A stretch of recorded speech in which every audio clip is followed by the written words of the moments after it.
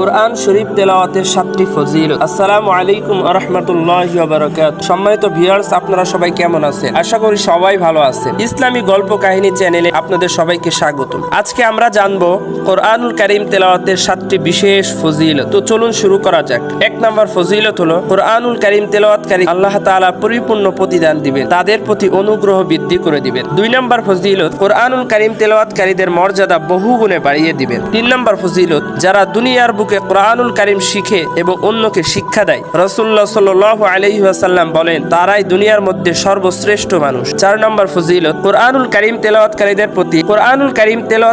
প্রতি হরফে 10টি করে নেকি লেখা হয়। 5 নম্বর, কোরআনুল কারীম তেলাওয়াতকারীদের কথা তথা তাদের ভাষা মিষ্টি সুমধুর করে দেন। 6 নম্বর, মৃত্যুর পর কোরআনুল কারীম তেলাওয়াতকারীর কবরে কোরআনুল কারীম তাকে সাহায্য করবে। কিয়ামতের ময়দানে ওই কোরআন তেলাওয়াতকারীদের জন্য সুপারিশ করে তাকে জান্নাতে নিয়ে যাবে। সুবহানাল্লাহ।